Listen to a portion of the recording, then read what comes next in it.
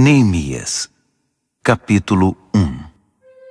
Esta é a história de Neemias, filho de Hacalias. Era o mês de Quisleu do 20º ano, ocasião em que eu morava no complexo real de Suzã. Hanani, um de meus irmãos, tinha acabado de chegar de Judá com alguns judeus. Perguntei a eles sobre as condições dos judeus que sobreviveram ao exílio e sobre a situação de Jerusalém. A resposta deles foi: a condição dos sobreviventes do exílio que ainda estão na província é péssima. Eles enfrentam muitas dificuldades. Os muros de Jerusalém continuam em ruínas e dos portões só restam as cinzas. Quando ouvi isso, sentei-me e chorei. Durante vários dias, a tristeza me dominou e fiquei sem comer nada, orando ao Deus dos céus. Eu disse: ó eterno Deus dos céus, Deus grande e tremendo, que és leal à tua aliança e fiel a todos os que te amam e obedecem aos teus mandamentos, olha para mim, ouve a minha oração. Presta atenção às súplicas que teu servo tem dirigido a ti dia e noite, intercedendo por teu povo Israel, confessando os pecados deles. Eu mesmo e meus antepassados estamos entre os que pecaram contra ti. Fizemos muito pouco caso de ti. Não obedecemos ao que nos ordenaste, ignoramos os teus mandamentos e desrespeitamos as determinações que deste ao teu servo Moisés. Lembra-te que alertaste teu servo Moisés, dizendo: se vocês me abandonarem, eu os espalharei aos 4 cantos da terra. Mas se voltarem para mim e fizerem o que eu disser, reunirei todos os que estiverem dispersos, onde quer que estejam, e os trarei de volta ao lugar em que estabeleci meu nome. Eles são teus servos, o povo que libertaste de maneira poderosa e impressionante. Ó Senhor, ouve a oração do teu servo e de todos os que honram o teu nome. Permite que o rei concorde com o pedido que farei hoje. Na época, eu era encarregado de servir a bebida do rei. Neemias, capítulo 2. No mês de Nisan, no 20º ano do rei Artaxerxes, na hora de servir o vinho, fui levar a bebida ao rei como de costume. Eu nunca tinha ficado constrangido na presença do rei.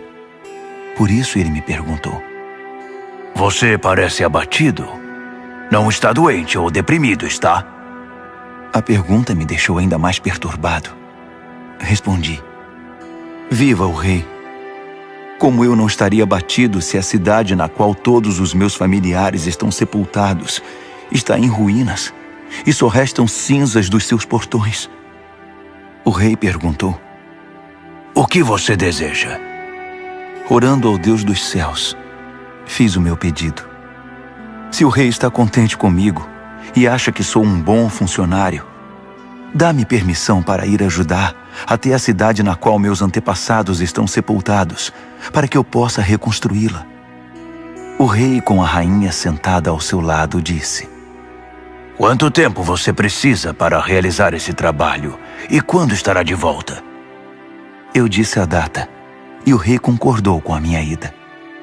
Depois eu disse: se o rei concordar, escreva cartas aos governadores do território a oeste do Eufrates, para que me deixem passar até chegar a Judá. Que o rei dê também ordens a Asaf, o encarregado dos bosques do rei, para me fornecer madeira para as vigas do complexo do templo, para os muros da cidade e para a casa em que vou me alojar. A mão generosa de Deus estava comigo, e o rei me concedeu as cartas. Quando me encontrei com os governadores do outro lado do rio Eufrates, mostrei a eles as cartas do rei. O rei providenciou até mesmo uma escolta de cavaleiros. Quando Sambalate, o Horonita, e Tobias, o oficial amonita, souberam disso, ficaram furiosos. Eles não se conformavam em ver alguém defender os interesses do povo de Israel. Foi assim que cheguei a Jerusalém. Depois de 3 dias, eu e alguns homens que estavam comigo nos levantamos no meio da noite. Eu não tinha contado a ninguém o que Deus havia posto no meu coração a respeito de Jerusalém. O único animal que tínhamos era Quirim, em que eu estava montado. Na escuridão da noite, passei pela porta do vale na direção da fonte do dragão, até a porta do esterco, inspecionando os muros de Jerusalém que haviam sido derrubados e os portões que haviam sido queimados. Depois passei pela porta da fonte e subi em direção ao tanque do rei, mas não havia como o jumento em que eu estava montado passar. Então subi pelo vale naquela escuridão, inspecionei o muro e voltei pela porta do vale. As autoridades locais não sabiam onde eu havia ido e o que estava fazendo.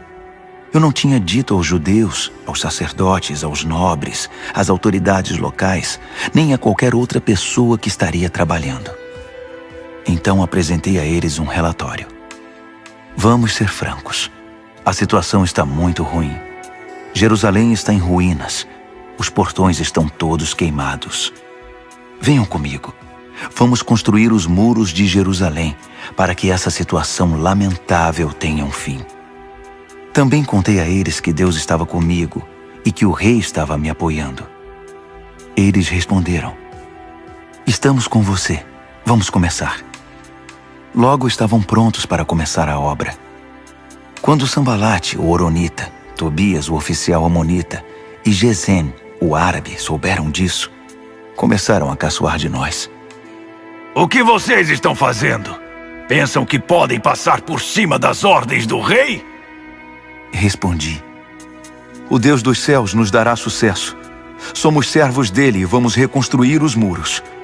Vocês podem ficar fora disso. Não deem palpite. Jerusalém não é da conta de vocês. Neemias, capítulo 3. O sacerdote principal, Eliasibe, e seus colegas sacerdotes logo se prontificaram. Começaram a trabalhar na porta das ovelhas. Restauraram as portas e fixaram-nas nos batentes. Depois seguiram até a torre dos 100 e a torre de Hananeel.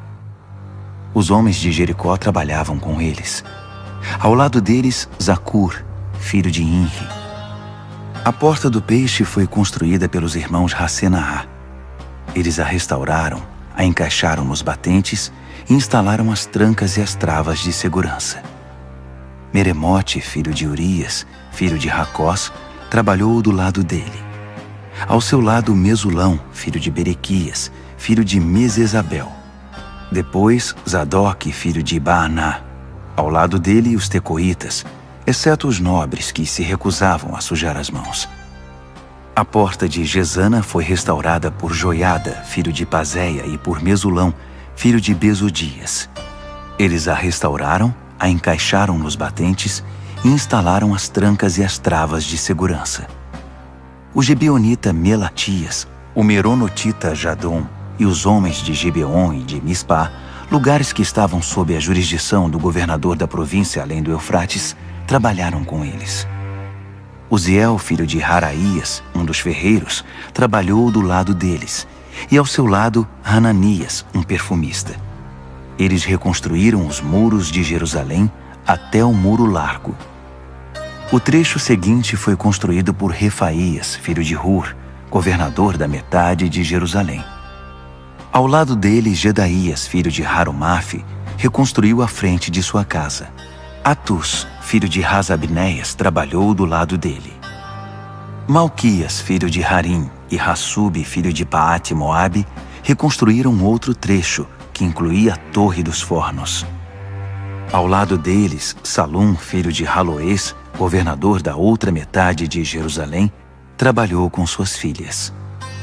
A porta do vale foi reconstruída por Hanum e pelos moradores de Zanoa.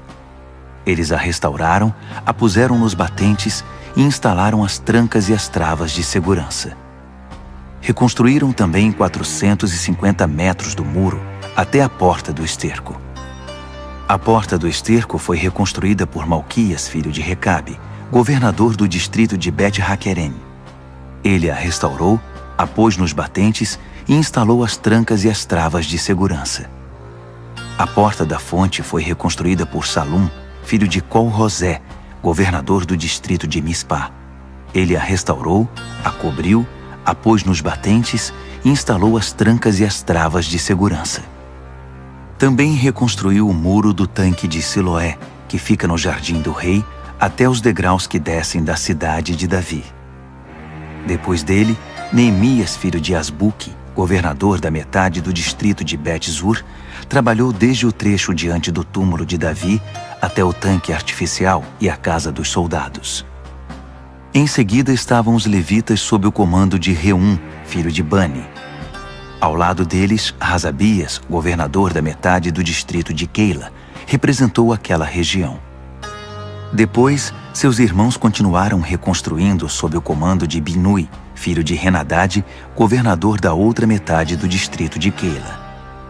O trecho que se estende desde a subida do depósito de armas até a esquina do muro foi reconstruído por Ézer, filho de Jesua, governador de Mispá. O trecho desde a esquina até a porta da casa do sacerdote principal Eliasibe foi reconstruído por Baruque, filho de Zabai. Meremote, filho de Urias, filho de Racós, trabalhou desde a porta até o final da casa de Eliasibe. Os sacerdotes da vizinhança continuaram dali. Benjamim e Hassube reconstruíram o trecho do muro diante das suas casas, e Azarias, filho de Maazéias, filho de Ananias, trabalhou do lado das residências. O trecho desde a casa de Azarias até a esquina foi reconstruído por Binui, filho de Henadade. Palau, filho de Uzai, trabalhou do outro lado da esquina e da torre que fica no palácio superior do rei, perto do pátio da guarda. Ao lado dele, Pedaías, filho de Parós, e os servidores do templo que viviam na colina de Ofel reconstruíram desde a porta das águas para o leste até a torre alta. Os homens de Tecoa reconstruíram o trecho desde a grande torre até o muro de Ofel. Os sacerdotes trabalharam no lado de cima da porta dos cavalos. Cada sacerdote reconstruiu o trecho em frente da sua casa. Depois, Zadok, filho de Imer, reconstruiu em frente da sua casa, e em seguida, Semaías, filho de Secanias, o guarda da porta oriental. Depois, Hananias, filho de Selemias, e Hanum, o sexto filho de Zalaf. Em seguida, Mesulão, filho de Berequias, reconstruiu o muro diante do seu galpão. O ferreiro Malquias reconstruiu o muro até o alojamento dos servidores do templo e dos comerciantes, desde a altura da porta da inspeção até a guarita da esquina. Os ferreiros e os comerciantes reconstruíram o trecho que fica entre a guarita da esquina e a porta das ovelhas. Neemias, capítulo 4. Quando Sambalate soube que estávamos reconstruindo o muro, ficou furioso e começou a difamar os judeus. Na companhia de seus comparsas e do exército de Samaria, esbravejou. O que esses pobres judeus estão fazendo? Os coitados acreditam que vão conseguir da noite para o dia restaurar tudo e deixar como antes. Será que vão levantar pedras do nada? Tobias, o amonita, que concordava com ele, acrescentou. Isso mesmo. O que eles pensam que estão construindo? É só uma raposa subir no muro que ele desmorona. Neemias orou. Ouve-nos, ó Deus. Estamos sendo ridicularizados. Faz cair sobre eles essa zombaria. Que os inimigos deles os levem cativos como despojo para uma terra distante. Não perdoes a iniquidade deles. Não os absolvas do seu pecado. Eles estão insultando os que se dedicam à reconstrução. Continuamos a restaurar os muros, e em pouco tempo ele foi fechado até a metade da altura pretendida, porque o povo estava motivado para trabalhar. Quando Sambalate, Tobias, os árabes, os amonitas e os asdoditas souberam que a reconstrução dos muros de Jerusalém estava indo bem e que as brechas do muro estavam sendo tapadas, quase subiram pelas paredes de tanta raiva. Eles se uniram e resolveram atacar Jerusalém com a intenção de provocar o caos. Mas nós reagimos, orando ao nosso Deus e pondo guardas dia e noite para vigiá-los. Não passou muito tempo, começaram a dizer em Judá: os trabalhadores já estão cansados, ainda há muito entulho acumulado. É muito trabalho para nós, não conseguiremos terminar. Ao mesmo tempo, nossos inimigos diziam: eles não saberão quem os atacou. Quando menos esperarem, estaremos no pescoço deles e vamos matar qualquer um que encontrarmos pela frente. Com isso, a obra será interrompida. Os judeus que eram vizinhos deles alertavam: eles estão rodeando. Daqui a pouco vão atacar. Ouvimos o aviso 10 vezes. Por isso posicionei guardas nos lugares mais vulneráveis do muro e organizei o povo por famílias, equipando-os com espadas, lanças e arcos. Depois de inspecionar tudo, chamei os nobres, os oficiais e os demais e disse: não fiquem com medo deles. Atentem para o Senhor, o Deus grande e temível, e lutem por amor de seus irmãos, seus filhos, suas filhas, suas mulheres e suas casas. Nossos inimigos descobriram que sabíamos de todos os seus planos e que Deus havia frustrado sua estratégia. Então voltamos ao trabalho no muro. A partir desse momento, metade dos jovens trabalhava, enquanto a outra metade fazia segurança com lanças, escudos, arcos e armaduras. Os oficiais militares garantiam em Judá a proteção de todos os que se dedicavam à reconstrução do muro. Os construtores trabalhavam com uma ferramenta numa mão e seguravam uma lança com a outra. Cada um dos construtores trabalhava com uma espada na cintura. Ao meu lado ficava um moço que, se fosse preciso, tocaria a trombeta para fazer soar o alerta. Um dia falei aos nobres, aos oficiais e aos demais: há muito trabalho ainda, e estamos muito espalhados ao longo do muro, distantes uns dos outros. Quando ouvirem o som da trombeta, juntem-se a nós. O nosso Deus lutará por nós. Assim continuamos trabalhando, desde o nascer do sol até o anoitecer, a metade de nós armada. Também instruí o povo: cada pessoa e seu ajudante devem permanecer dentro da cidade. Durante a noite, servirão de guarda, e de dia, trabalharão na construção. Dormíamos todos vestidos, eu, meus irmãos, meus trabalhadores e os guardas que nos protegiam. Ninguém largava sua lança, nem para beber água. Neemias, capítulo 5. O povo iniciou um grande protesto, do qual até as mulheres participaram, contra seus companheiros judeus. Alguns diziam: temos famílias grandes. Se não tivermos comida, vamos morrer. Outros diziam: tivemos que hipotecar nossos campos, nossas vinhas e nossas casas apenas para comprar trigo, para não morrer de fome. Outros ainda diziam: precisamos pedir dinheiro emprestado até para pagar o imposto real sobre nossos campos e vinhas. Vejam, somos do mesmo sangue que nossos irmãos. Nossos filhos são tão bons quanto os deles, mas estamos a ponto de vendê-los como escravos.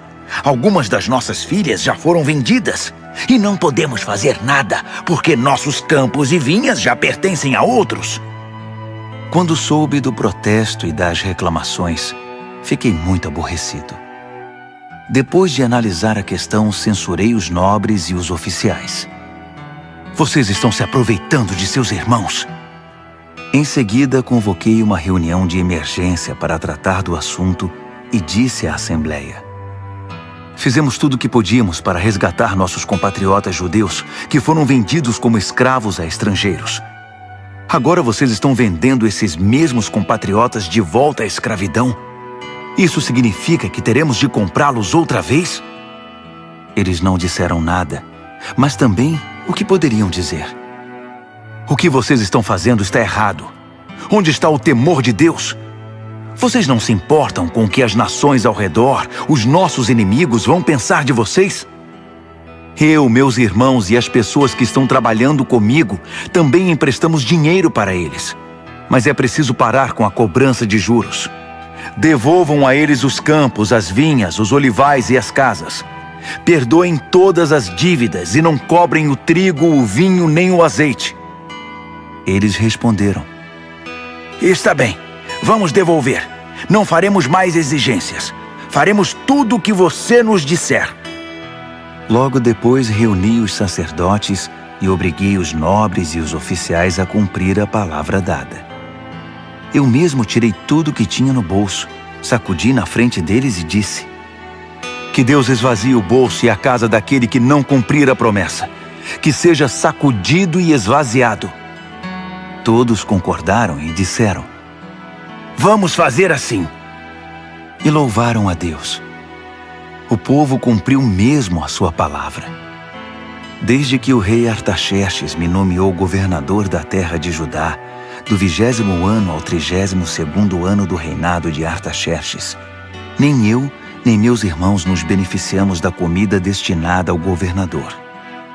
Os governadores antes de mim oprimiam o povo, exigindo comida e vinho, além de 480 gramas de prata. Até seus auxiliares se aproveitavam do povo. Mas por temor a Deus eu não fiz isso. Eu tinha um trabalho a fazer, construir o muro, e me dediquei a ele. Todos os meus homens estavam envolvidos no trabalho. Não tínhamos tempo para nos preocupar em adquirir propriedades. Além disso, dei de comer do meu próprio bolso a 150 judeus e oficiais provenientes de nações vizinhas. Um boi, 6 ovelhas e vários frangos eram preparados todos os dias. E a cada 10 dias, eu fornecia grande quantidade de vinho. Mesmo assim, nunca me faltou nada. Lembra-te de mim, ó Deus, de tudo que fiz por esse povo. Neemias, capítulo 6. Quando Sambalate, Tobias, Gesem, o árabe, e nossos demais inimigos souberam que havíamos reconstruído o muro e que não havia mais brechas nele, apesar de ainda não termos posto os portões, Sambalate e Gesem mandaram dizer: venha se encontrar conosco em Quefirim, no vale de Ono. Eu sabia que eles pretendiam me causar algum mal. Por isso mandei dizer: estou ocupado com um trabalho importante e não posso ir agora. Por que interromperia o que estou fazendo só para me encontrar com vocês? Eles fizeram um convite 4 vezes, e 4 vezes mandei a mesma resposta. Então, pela 5ª vez, pelo mesmo mensageiro, Sambalate mandou uma carta selada com a seguinte mensagem: estão dizendo entre as nações, e Gesem confirma isso, que você e os judeus estão planejando uma revolta, e que essa é a razão de estarem reconstruindo os muros. Estão dizendo que você quer ser rei e que já nomeou profetas para proclamar em Jerusalém: há um rei em Judá. Tudo isso será relatado ao rei. Você não acha melhor sentarmos para conversar? Mandei dizer: tudo o que você está falando não passa de invenção sua. Eles estavam tentando nos intimidar. Pensavam: eles vão desistir, e assim nunca terminarão essa obra. Mas pedi a Deus: dá-me forças. Logo depois, fiz uma reunião secreta com Semaías, filho de Delaías, filho de Meetabel, em sua casa. Ele disse: vamos nos reunir no templo de Deus, dentro do templo. Vamos nos proteger com as portas trancadas, pois eles vêm para matá-lo. É isso mesmo. Eles virão à noite para tirar a sua vida. Respondi: por que alguém como eu teria de fugir? E por que teria de me esconder justamente no templo? Não vou fazer isso. Senti que aquele plano não agradava a Deus. A suposta profecia, na verdade, era uma estratégia de Tobias e Sambalate. Eles haviam contratado Semaías. Eles pagaram para que ele me assustasse e me enganasse, e assim acabasse profanando o templo e manchando a minha reputação. Com isso teriam do que me acusar.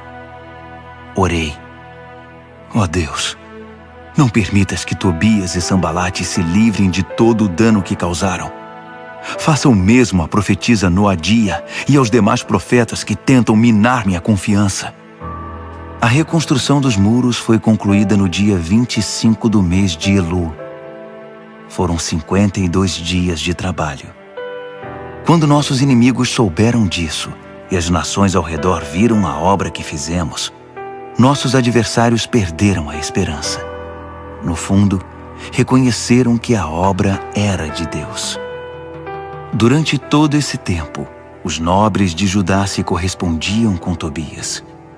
Muitos dos nobres tinham ligações com ele, porque ele era genro de Secanias, filho de Ara, e seu filho Joanã havia se casado com a filha de Mesulão, filho de Berequias.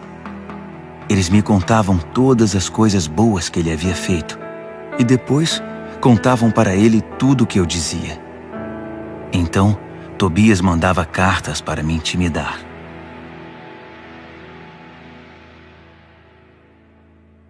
Neemias, capítulo 7. Depois que os muros foram reconstruídos, os portões assentados e os guardas, os cantores e os levitas designados, nomeei meu irmão Hanani e com ele Ananias, comandante da fortaleza, para administrar Jerusalém. Ananias era honesto e temia a Deus mais que qualquer outra pessoa. Dei a seguinte ordem: não abram os portões de Jerusalém antes do nascer do sol, e tranquem os portões com as barras de segurança antes de os guardas se retirarem. Escolham guardas entre os cidadãos de Jerusalém e encarregue-nos da segurança no trecho que fica diante da casa deles. A cidade era grande e espaçosa, mas a população era ainda pouco numerosa e muitas casas continuavam em ruínas. Deus pôs em meu coração reunir os nobres, os oficiais e toda a população para que todos fossem registrados. Encontrei os registros genealógicos dos que retornaram do exílio com o primeiro grupo. Estes são os nomes que constavam deles. Estes são os habitantes da província que retornaram do cativeiro, os quais Nabucodonosor, rei da Babilônia, tinha levado cativos. Eles voltaram para Jerusalém e Judá, cada um para sua cidade de origem. Voltaram com Zorobabel, Jesua, Neemias, Azarias, Raamias, Naamani, Mardoqueu, Bilzã, Misperete, Bigvai, Neum e Baaná. O número dos homens do povo de Israel por famílias de origem: Parós, 2.172. Cefatias, 372. Ara, 652. Paate-Moabe, descendentes de Jesua e Joabe, 2.818. Elão, 1.254. Zatu, 845. Zacai, 760. Binui, 648. Bebai, 628. Asgade, 2.322. Adonicão, 667. Bigvai, 2.067. Adim, 655. Ater, descendentes de Ezequias, 98. Rassum, 328. Bezai, 324. Harife, 112. Gibeon, 95. Os israelitas identificados por lugar de origem: Belém e Netofate, 188. Anatote, 128. Bet-Asmavete, 42. Criate-Jearim, Sefira e Beerote, 743. Ramá e Geba, 621. Micmas, 122. Betel e Ai, 123. O outro Nebo, 52. O outro Elão, 1.254. Harim, 320. Jericó, 345. Lode, Hadide e Ono, 721. Senaá, 3.930. Das famílias dos sacerdotes: Gedaías, Descendentes de Jesua, 973. Imer, 1052. Pazur, 1247. Harim, 1017. As famílias dos levitas. Jesua, descendentes de Cadmiel e de Rodeva, 74. Os cantores, os descendentes de Asaf, 148. As famílias dos guardas, Salum, Ater, Talmon, Acube, Atita e Sobai, 138.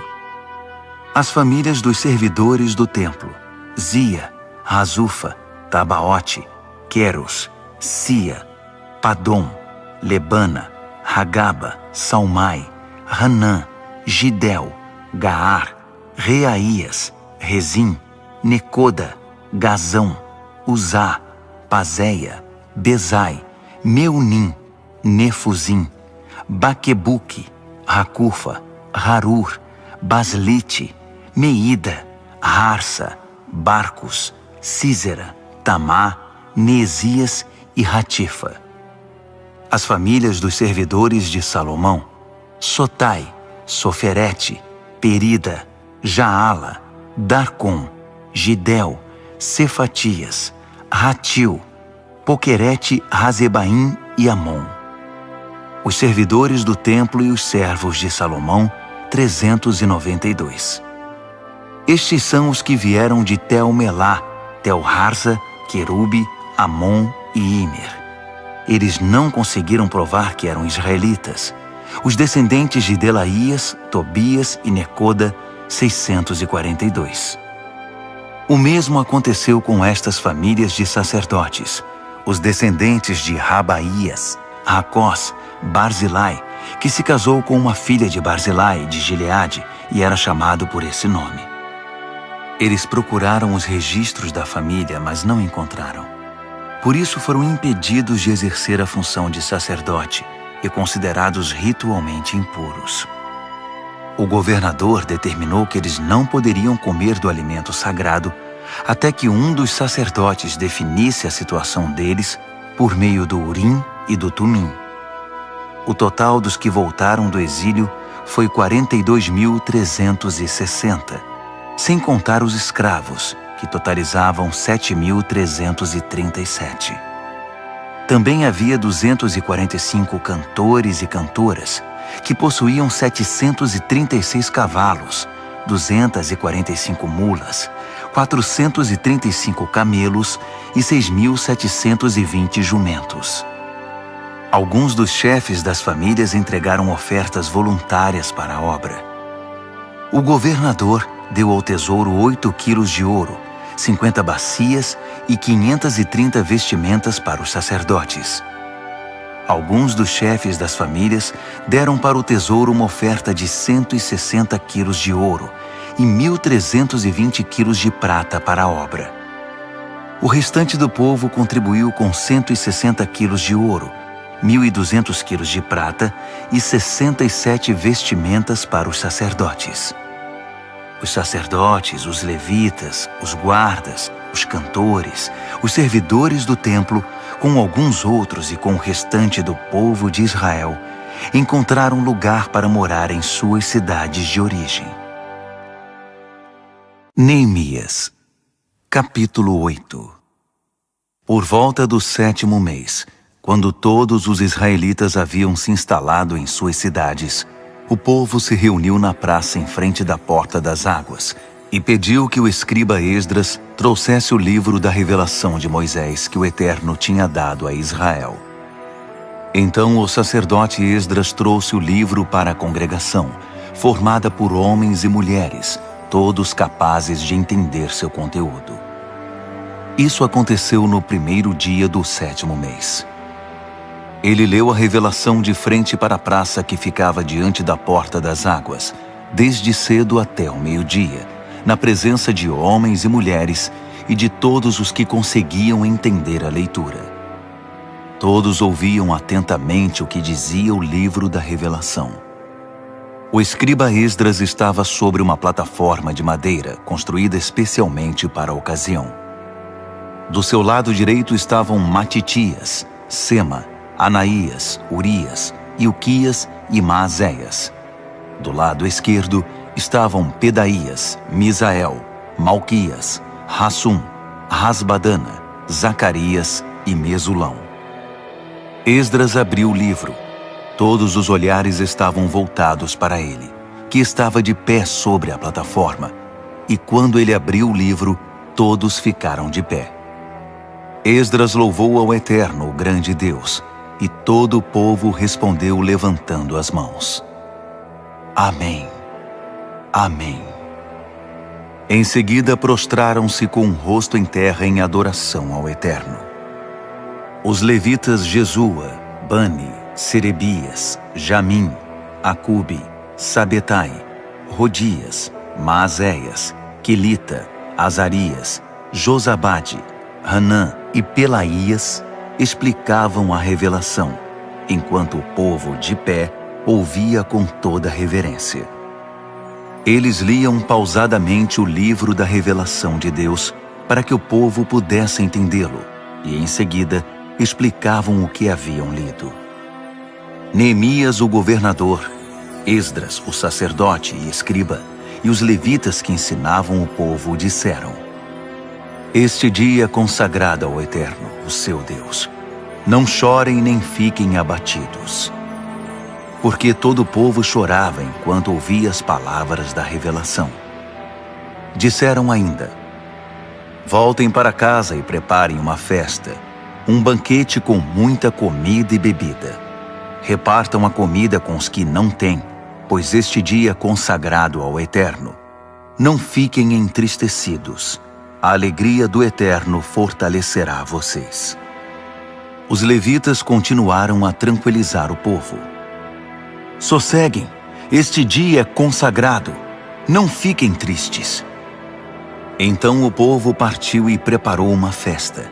Eles comeram e beberam com muita alegria, até mesmo os pobres. Eles tinham entendido o que havia sido lido para eles. No segundo dia do mês, os chefes das famílias de todo o povo, os sacerdotes, os levitas, reuniram-se em torno do escriba Esdras para estudar mais profundamente as palavras da revelação. Descobriram na revelação que o Eterno havia ordenado por meio de Moisés que o povo de Israel deveria permanecer em cabanas durante as festividades do 7º mês. Então baixaram um decreto e divulgaram entre todas as cidades e em Jerusalém. Subam as colinas e tragam ramos de oliveiras, pinheiros, murtas, palmeiras e qualquer árvore de galhos cheios de folhas, para fazer cabanas, como está escrito. O povo saiu, trouxe os ramos e fez cabanas sobre o telhado e no quintal das casas, no pátio do templo de Deus, na praça da Porta das Águas e na praça da Porta de Efraim. Toda a congregação que havia retornado do exílio fez cabanas e permaneceu nelas. O povo de Israel não fazia isso desde o tempo de Josué, filho de Num. Foi um dia maravilhoso. A alegria era geral. Todos os dias, desde o primeiro até o último, Esdras lia o livro da revelação de Deus. Celebraram a festa durante 7 dias. No 8º, reuniram solenemente a assembleia, conforme o decreto. Neemias, capítulo 9. No dia 24 do mês, o povo de Israel reuniu-se para um jejum, todos vestidos com pano de saco e com terra no rosto, como sinal de arrependimento. Os israelitas romperam todo o relacionamento com os estrangeiros. De pé, confessaram seus pecados e os erros de seus antepassados. Enquanto estavam de pé, leram o livro da revelação do Eterno, seu Deus, durante 3 horas. Depois, durante outras 3 horas, fizeram confissões e adoraram a Deus. Um grupo de levitas, formado por Jesua, Bani, Cadmiel, Sebanias, Buni, Serebias, Bani e Kenani, pôs-se de pé na plataforma e orou em voz alta ao Eterno, seu Deus. Os levitas Jesua, Cadmiel, Bani, Rasabneias, Serebias, Odias, Sebanias e Petaías convidaram o povo. Levantem-se, louvem ao Eterno, seu Deus, para sempre. Bendito seja o teu glorioso nome, superando toda a bênção e todo louvor. Tu és o único, ó Eterno, somente tu. Fizeste os céus dos céus e todos os seres celestiais, a terra e tudo que nela há, os oceanos e tudo que neles existe. E preservas a vida de todos, os seres celestiais te adoram. Tu és, ó Eterno, Deus que escolheu a Abrão, que o tirou de Ur dos Caldeus e trocou seu nome para Abraão. Achaste nele sinceridade e lealdade e fizeste uma aliança com ele. Também a promessa de dar a ele a terra dos cananeus, dos hititas, dos amorreus, dos ferezeus, dos jebuseus e dos girgazeus, de entregá-la aos seus descendentes. E cumpriste a tua promessa, pois és justo. Tu atentaste para as angústias dos nossos antepassados no Egito. Ouviste o clamor deles diante do Mar Vermelho. Surpreendeste o faraó, seus oficiais e todo o povo daquela terra com milagres e maravilhas. Sabias da arrogante provocação dos egípcios contra o teu povo e engrandeceste o teu nome, que continua assim até hoje. Abriste o mar diante deles, e eles o atravessaram sem molhar os pés. Destruíste os perseguidores que morreram no fundo do mar. Eles afundaram como uma pedra jogada no mar turbulento. Durante o dia, tu os guiaste com uma coluna de nuvem e durante a noite, com uma coluna de fogo, para mostrar o caminho que deveriam seguir. Desceste sobre o monte Sinai. Dos céus, falaste com eles. Deste a eles instruções sobre como viver, ensinamentos verdadeiros, regras e mandamentos justos. Ensinaste o teu povo a guardar os teus sábados santos. Por meio do teu servo Moisés, deste a eles mandamentos, regras e instruções. Mandaste pão do céu quando eles estavam com fome. Fizeste sair água das rochas para saciar a sede deles. E os mandaste entrar e possuir a terra que tinhas prometido a eles. Mas nossos antepassados foram arrogantes. Por teimosia, não obedeceram aos teus mandamentos. Fizeram-se de surdos, recusaram-se a lembrar os milagres que fizeste diante deles. Tornaram-se obstinados e cismaram em voltar para a escravidão do Egito. Mas tu, sendo Deus perdoador, misericordioso e compassivo, de paciência inacreditável e cheio de amor, não os desamparaste. Mesmo depois de esculpirem um bezerro e de terem dito: "Este é o Deus de vocês que os tirou do Egito", e de terem feito coisas piores, tu, por tua grande compaixão, não os abandonaste à própria sorte no deserto. A coluna de nuvem não os deixou. Diariamente, ela continuava mostrando o caminho. A coluna de fogo, também à noite, indicava o caminho. Tu concedeste o teu espírito para ensiná-los a viver com sensatez. Nunca deixaste de enviar o maná e deste a eles água em abundância. Sustentaste o povo 40 anos no deserto, e eles tinham tudo de que precisavam. Suas vestes não envelheceram, e seus pés nunca ficaram inchados. Entregaste a eles reinos e povos. Repartiste os territórios deles com o teu povo. Eles conquistaram a terra de Seom, rei de Esbom, e a terra de Og, rei de Bazã. Fizeste que se multiplicassem como as estrelas do céu, e os fizeste entrar e possuir a terra, pois havias prometido aos seus antepassados que eles iriam conquistá-la. Eles entraram na terra, tomaram posse dela e fizeram morada ali. Os cananeus que viviam ali renderam-se diante deles. Tu entregaste ao teu povo a terra, os reis e o povo deles. Podiam fazer o que quisessem com eles. Eles conquistaram fortalezas e lavouras produtivas. Possuíram casas cheias de bens, cisternas, vinhas, olivais, pomares com muitas árvores. Comeram e se fartaram do melhor da terra. deleitaram-se em tua grande bondade. Mas eles se rebelaram contra ti, abandonaram as tuas leis e mataram os teus profetas, os profetas que tentavam conduzi-los de volta para ti, e fizeram coisas ainda piores. Tu os entregaste aos inimigos que os maltrataram. Mesmo assim, no meio da aflição, eles clamaram a ti, e tu os ouviste dos céus. Por conta da tua imensa compaixão, enviaste libertadores que os salvaram da crueldade dos inimigos. Mas assim que as coisas melhoravam, voltavam a cometer pecados piores. Então entregaste aquele povo à própria sorte, aos inimigos que os dominavam.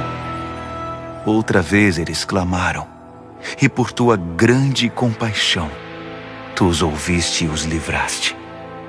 Isso se repetiu várias vezes. Tu os aconselhaste a voltar para a tua revelação, mas eles reagiram com arrogância. Desprezaram teus mandamentos, rejeitaram tuas ordenanças, as palavras que dão vida ao ser humano. Simplesmente viraram as costas, foram intransigentes e não quiseram ouvir. Por muitos anos foste compreensivo com eles e os advertiste por teu espírito, por meio dos teus profetas. Quando se recusavam a ouvir, tu os entregavas aos estrangeiros. Mesmo assim, por causa da tua grande compaixão, não os aniquilaste, não os abandonaste para sempre, pois tu és um Deus de misericórdia e de compaixão. Agora, nosso Deus, nosso grande Deus majestoso e temível, fiel à aliança e compassivo, não desprezes tudo que nós, os nossos reis, nossos príncipes, nossos sacerdotes e profetas sofreram, os nossos antepassados e todo o teu povo, desde o tempo dos reis da Assíria até hoje. Tu não és o culpado por tudo que nos sobreveio. Foste correto em tudo. Nós é que erramos. Nossos reis, príncipes, sacerdotes e antepassados não deram valor à tua revelação. Eles ignoraram teus mandamentos, desprezaram tuas advertências. Mesmo quando o reino deles ainda era independente e desfrutavam a tua generosa bondade, vivendo naquela terra fértil e espaçosa que estendeste diante deles, eles não te serviram, mas viraram as costas para ti e voltaram a praticar o mal. Por isso estamos aqui outra vez como escravos. Mas esta é a terra que deste aos nossos antepassados, para que pudessem desfrutar vida boa. Mas olha agora para nós. Não passamos de escravos em nossa terra. A colheita é farta, mas tem de ser entregue aos reis que nos dominam com tua permissão, por causa dos nossos pecados. Eles agem como se fossem donos da nossa vida e fazem o que bem entendem com o nosso gado. Estamos muito aflitos. Por essa razão, estamos firmando um acordo, selando um documento assinado por nossos príncipes, nossos levitas e nossos sacerdotes. Neemias, capítulo 10. O documento selado continha a assinatura das seguintes pessoas: o governador Neemias, filho de Hacalias; os sacerdotes Seraías, Azarias, Jeremias, Pazur, Amarias, Malquias, Ratus, Sebanias, Maluque, Harim, Meremote, Obadias, Daniel, Ginetom, Baruque, Mesulão, Abias, Miamin, Maasias, Bilgai e Semaías. Esses eram os sacerdotes.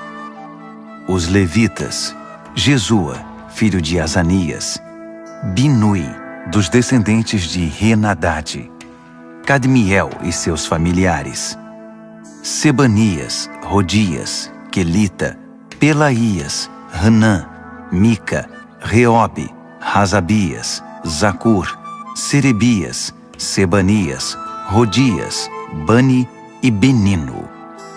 Os líderes do povo: Parós, Paate-Moabe, Elão, Zatu, Bani, Buni, Asgade, Bebai, Adonias, Bigvai, Adim, Ater, Ezequias, Azur, Rodias, Rassum, Bezai, Harife, Anatote, Nebai, Magpias, Mesulão, Rezir, Mesesabel, Zadok, Jadua, Pelatias, Hanã, Anaías, Oséias, Hananias, Hassubi, Haloes, Pílea, Sobeque, Reum, Razabna, Maazéias, Aías, Hanã, Anã, Maluque, Harim e Baaná. O restante do povo, os sacerdotes, os levitas, os guardas, os cantores, os servidores do templo e todos os que cortaram laços com os vizinhos estrangeiros para obedecer à revelação de Deus, com suas mulheres, seus filhos e suas filhas, todos os que eram mentalmente capazes, juntaram-se aos seus parentes e aos nobres para fazer o juramento de seguir a revelação de Deus, transmitida por meio de Moisés, servo de Deus, de obedecer e praticar todos os mandamentos do Eterno, nosso Deus, e todos os seus decretos e regras. Assim, não daremos nossas filhas em casamento aos nossos vizinhos estrangeiros, nem deixaremos nossos filhos tomarem as filhas deles. Quando os povos vizinhos trouxerem suas mercadorias e seus cereais no sábado, não faremos negócios com eles, nem no sábado, nem em qualquer outro dia santificado. De 7 em 7 anos, deixaremos a terra descansar e cancelaremos todas as dívidas. Comprometemo-nos a pagar o tributo anual de 4 gramas para as despesas do templo do nosso Deus, com os pães da mesa, as ofertas de cereais, as ofertas queimadas, as ofertas dos sábados, da lua nova e das festas fixas, as ofertas sagradas, as ofertas de perdão para expiação a favor de Israel, a manutenção do templo do nosso Deus. Nós, os sacerdotes, os levitas e todo o povo, escolhemos por sorteio as famílias que trarão a lenha para o fogo do altar do nosso Deus, de acordo com o programa anual estabelecido na revelação. Comprometemo-nos a entregar anualmente ao templo do Eterno os primeiros frutos da nossa lavoura e dos nossos pomares, o primeiro filho e o primeiro animal, e a primeira cria do nosso gado e das nossas ovelhas, aos sacerdotes que servem no templo do nosso Deus, como prescreve a revelação. Traremos o melhor dos nossos cereais, das nossas contribuições do fruto de toda a árvore, do vinho e do azeite para os sacerdotes, para os depósitos do templo do nosso Deus. Traremos os dízimos das nossas lavouras para os levitas, uma vez que os levitas foram designados para arrecadar os dízimos nas cidades em que trabalhamos. Um sacerdote descendente de Arão supervisionará os levitas na arrecadação dos dízimos para garantir que 1/10 do que for arrecadado seja entregue ao tesouro do templo do nosso Deus. Faremos que o povo de Israel e os levitas entreguem os cereais, o vinho e o azeite para os depósitos em que também são guardados os utensílios do santuário e nos quais os sacerdotes, os guardas e os músicos que ministram se reúnem. Não negligenciaremos o templo do nosso Deus. Neemias, capítulo 11. Os líderes do povo já estavam morando em Jerusalém. Por isso, o restante do povo escolheu, por sorteio, 1 de cada 10 pessoas para morar em Jerusalém, a cidade santa, enquanto os outros 9 permaneciam em suas cidades. O povo também aprovou todos os que se ofereceram voluntariamente para morar em Jerusalém. Estes foram os líderes das províncias que se mudaram para Jerusalém. Alguns israelitas, sacerdotes, levitas, servidores do templo e descendentes dos oficiais de Salomão moravam em suas propriedades, que estavam espalhadas entre as várias cidades de Judá. Outros de Judá e Benjamim moravam em Jerusalém. Entre os descendentes de Judá, Ataías, filho de Uzias, filho de Zacarias, filho de Amarias, filho de Cefatias, filho de Maalaleel, descendente de Pérez.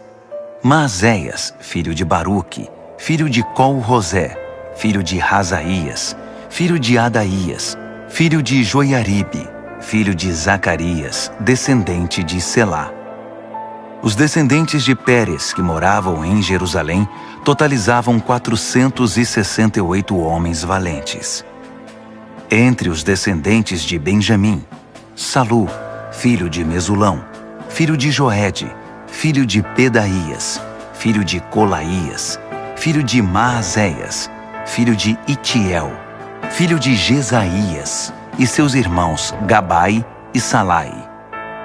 Ao todo, 928 homens. Joel, filho de Zicre, era chefe deles, e Judá, filho de Rassenua, era o segundo no comando sobre a cidade. Dos sacerdotes, Jedaías, filho de Joiaribe, e Jaquim. Seraías, filho de Ilquias, filho de Mesulão, filho de Zadoque, filho de Meraiote, filho de Aitube, que era o administrador do templo de Deus, e seus companheiros que faziam o trabalho do templo. Ao todo eram 822 homens. Além desses, Adaías, filho de Jeroão, filho de Pelaías, filho de Anze, filho de Zacarias, filho de Pazur, filho de Malquias, e seus companheiros, que eram chefes de famílias, totalizavam 242 homens. Amassai, filho de Azarreel, filho de Azai, filho de Mesilemote, filho de Imer, e seus companheiros, todos homens valentes, eram 128 homens. O chefe deles era Zabdiel, filho de Gedolim. Dos levitas, Semaías, filho de Hassubi, filho de Azricão, filho de Razabias, filho de Buni, Sabetai e Josabade, 2 líderes dos levitas encarregados do trabalho externo do templo de Deus. Matanias, filho de Mica, filho de Zabde, filho de Asaf, o dirigente que conduzia as ações de graças e as orações. Baquebuquias, o segundo entre seus companheiros. Abda, filho de Samua, filho de Galau, filho de Gedutum. Os levitas da cidade santa totalizavam 284 homens. Dos guardas, Acube, Talmon e seus companheiros que vigiavam os portões, um total de 172 homens. O restante dos israelitas, sacerdotes e levitas, estavam espalhados por todas as cidades de Judá, cada um na propriedade de sua família. Os servidores do templo moravam na colina de Ofel. Zia e Gispa eram os líderes deles. O chefe dos levitas em Jerusalém era Uzi, filho de Bani, filho de Razabias, filho de Matanias, filho de Mica. Uzi era dos descendentes de Asaf, os cantores que dirigiam a adoração no templo de Deus. Os cantores estavam sob as ordens do rei, que determinava as atividades diárias deles. Petaías, filho de Mesesabel, descendente de Zerá, filho de Judá, representava os interesses do povo na corte real. Alguns do povo de Judá foram morar nos vilarejos próximos de suas terras, em Kiriat Arba, Hebron e seus arredores, em Dibon e seus arredores, em Jecab-Zeel e seus arredores, em Jesua, em Moladá, em Bet-Pelete, em Hazar-Sual, em Berseba e seus arredores, em Ziclag, em Meconá e seus arredores, em En-Rimon, em Zorá, em Jarmute, em Zanoa, em Adulão e seus arredores, em Laques e suas pastagens, em Azeca e seus arredores. Ocupavam toda a região desde Berseba até o vale do Rinom. Os benjamitas de Geba foram viver em Micmas, Aia, Betel e seus arredores, Ananote, Nobe e Ananias, Razor, Ramá e Gitaim, Hadide, Zeboim e Nebalate, Lode e Ono e o Vale dos Artesões. Alguns grupos de levitas de Judá foram designados para morar em Benjamim. Neemias, capítulo 12. Estes são os sacerdotes e os levitas que vieram com Zorobabel, filho de Sealtiel, e Jesua: Seraías, Jeremias, Esdras, Amarias, Maluque, Ratus, Secanias, Reum, Meremote, Ido, Ginetom, Abias, Miamim, Maadias, Bilga, Semaías, Joiaribe, Gedaías, Salu, Amoque, Ilquias e Gedaías. Esses eram os líderes dos sacerdotes no tempo de Jesua. Os levitas: Jesua, Binui, Cadmiel, Serebias e Judá. Matanias e seus irmãos eram encarregados dos cânticos de louvor, e seus irmãos Baquebuquias e Uni ficavam de frente para eles durante a adoração. Jesua foi pai de Joiaquim. Joiaquim foi pai de Eliasibe. Eliasibe foi pai de Joiada. Joiada foi pai de Jonatas. E Jonatas foi pai de Jadua.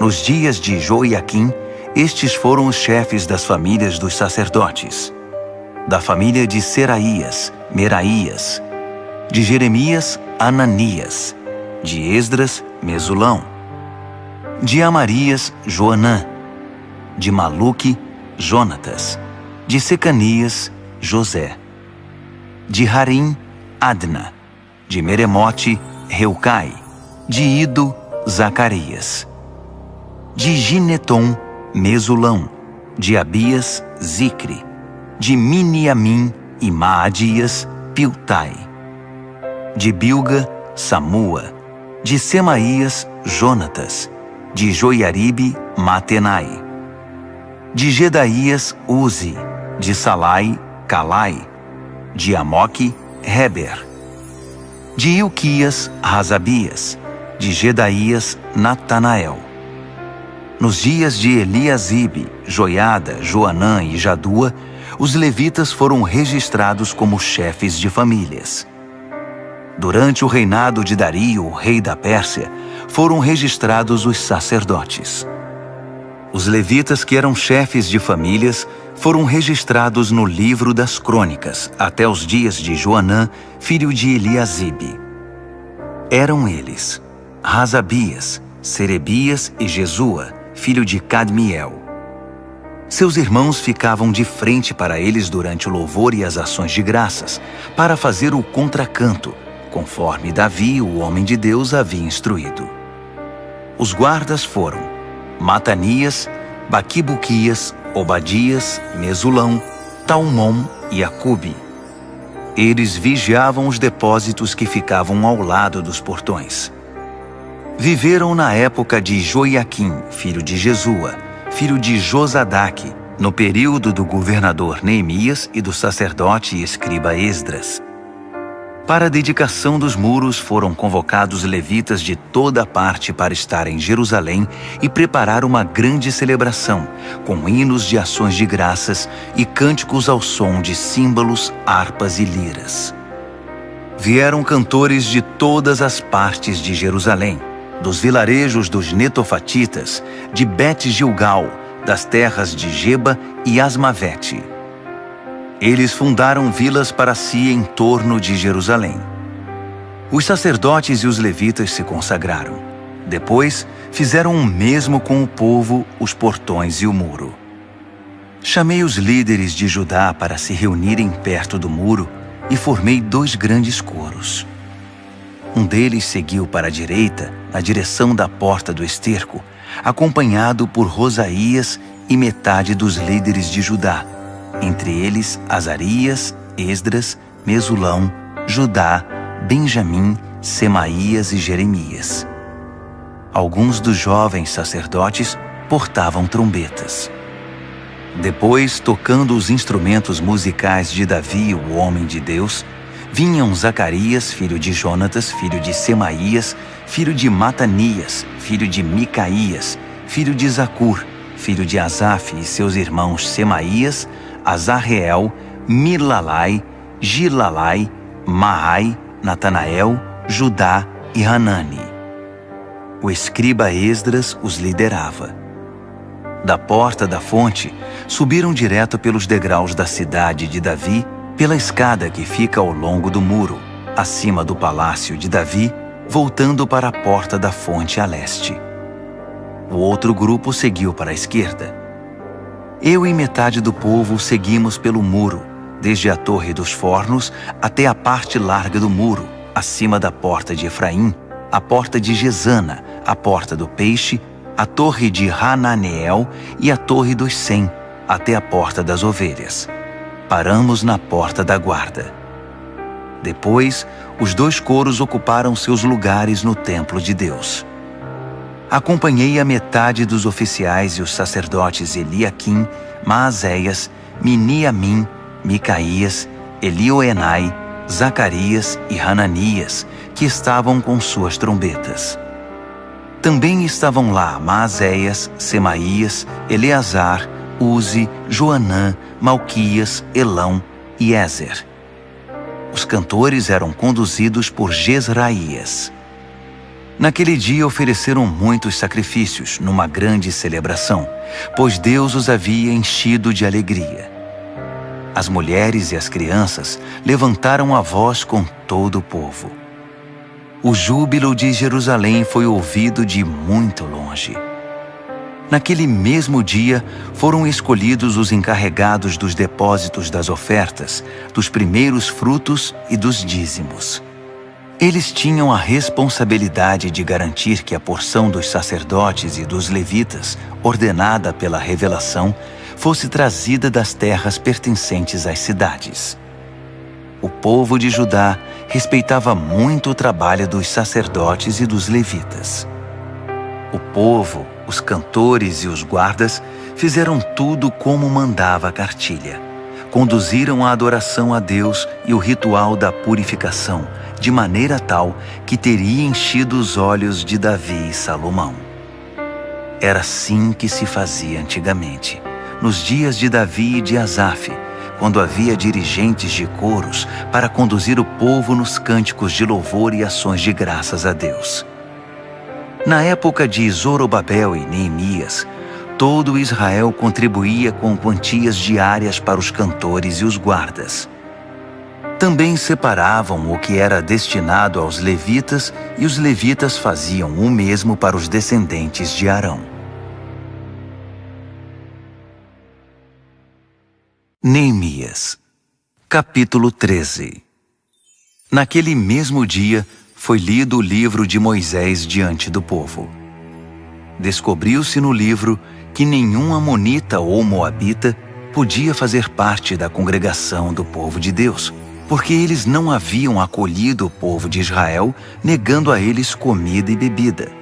Em vez de ajudar os israelitas, contrataram Balaão para amaldiçoá-los. Mas Deus transformou a maldição em bênção. Quando ouviram a leitura da revelação, excluíram de Israel todos os estrangeiros. Antes disso, o sacerdote Eliasibe havia sido encarregado dos depósitos do templo de Deus. Ele era parente de Tobias e tinha disponibilizado para ele uma sala grande, que era usada para estocar as ofertas de cereais, incenso, os utensílios para o sacrifício, os dízimos dos cereais, do vinho e do azeite para os levitas, os cantores e os guardas, e as ofertas para os sacerdotes. Eu não estava em Jerusalém quando isso aconteceu. No 32º ano de Artaxerxes, rei da Babilônia, eu havia voltado para o palácio do rei. Mais tarde, pedi permissão ao rei para viajar outra vez. Cheguei a Jerusalém e foi quando soube que Eliasibe havia cedido espaço para Tobias nos pátios do templo de Deus. Fiquei realmente furioso. Joguei fora tudo que estava dentro da sala, todos os pertences de Tobias. Depois, mandei que a sala fosse purificada. Só então pus de volta os utensílios do templo de Deus, as ofertas de cereal e o incenso. Também fiquei sabendo que os levitas não estavam recebendo a quantia regular de alimento. Por isso os levitas e os cantores que conduziam o culto de adoração haviam abandonado suas responsabilidades e voltado para suas terras. Chamei a atenção dos oficiais dizendo: "Por que vocês abandonaram o templo de Deus?" Chamei todos de volta e os reintegrei às antigas funções, de modo que todo o povo de Judá voltou a trazer os dízimos dos cereais, do vinho e do azeite para os depósitos.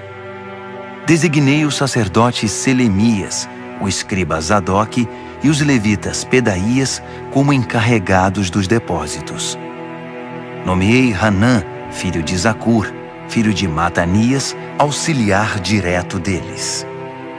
Esses homens tinham a reputação de serem honestos e trabalhadores. Eles ficaram encarregados de distribuir a porção de mantimento para seus companheiros. Por isso, lembra-te de mim, ó Deus.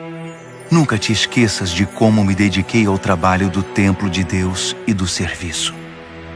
Enquanto fazia a viagem de volta a Jerusalém, também percebi que o povo prensava uvas, transportava cereais e carregava seus jumentos no sábado.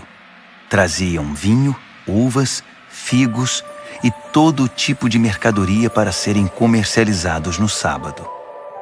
Então, eu os adverti contra a venda de alimentos naquele dia. Alguns naturais de Tiro que estavam morando em Jerusalém traziam peixes e outras mercadorias para vender aos moradores de Judá em Jerusalém, e isso no sábado. Cobrei uma atitude dos líderes de Judá dizendo: "O que está acontecendo? Isso está errado. Vocês estão profanando o sábado. Não foi justamente o que seus antepassados fizeram? Não foi por causa disso que Deus trouxe esta miséria sobre nós e sobre esta cidade? Com a profanação do sábado, vocês estão acrescentando desobediência e fazendo aumentar a ira de Deus contra Jerusalém." Quando os portões de Jerusalém já estavam cobertos pela sombra da tarde, às vésperas do sábado, mandei fechar os portões e proibi que fossem abertos até o fim do sábado. Pus alguns homens de confiança de guarda nos portões, para que não deixassem entrar nada que fosse destinado ao comércio no sábado. Os comerciantes e negociantes de várias mercadorias montaram as barracas fora dos portões 1 ou 2 vezes. Mas chamei a atenção deles, dizendo: "Vocês não devem ficar aqui perto do muro. Se eu encontrar vocês aqui outra vez, vou retirá-los à força." Bastou essa advertência, e eles não voltaram mais no sábado. Depois, instruí os levitas a se purificarem e assumirem o posto nos portões, para que a santidade do sábado fosse respeitada. Lembra-te de mim, ó Deus. Tem compaixão de mim, por teu grande amor e por tua fidelidade.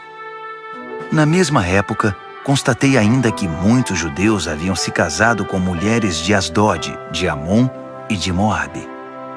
Metade das crianças nem falava o idioma de Judá, só sabiam falar a língua de Asdod ou outra língua. Então chamei a atenção desses homens e os amaldiçoei. Cheguei a bater em alguns deles e a arrancar seus cabelos. Fiz que jurassem em nome de Deus que acatariam a minha ordem. Não deem suas filhas em casamento aos filhos desses povos. Nem deixem as filhas deles se casarem com seus filhos. Nem tomem mulheres para vocês do meio desses povos. Não foi justamente esse o pecado de Salomão, rei de Israel, quando tomou mulheres como essas? Apesar de não ter havido outro rei como ele, e de Deus o ter amado e feito dele rei sobre todo Israel, as mulheres estrangeiras provocaram sua ruína. Vocês chamam isto de obediência? Envolver-se em tamanho mal, sendo infiéis a Deus, casando-se com mulheres estrangeiras? Um dos filhos de Joiada, filho do sacerdote principal Eliasibe, era genro de Sambalate, o horonita. Eu o expulsei da minha presença. Lembra-te deles, ó Deus. de como profanaram o sacerdócio e a aliança dos sacerdotes e dos levitas. Eu os purifiquei de tudo o que era estranho. Organizei as ordens de serviço para os sacerdotes e os levitas, de modo que cada um sabia qual era a sua responsabilidade. Providenciei que fosse fornecida a lenha a ser usada no altar para os dias fixos e para a apresentação dos primeiros frutos. Lembra-te de mim, ó Deus, para sempre.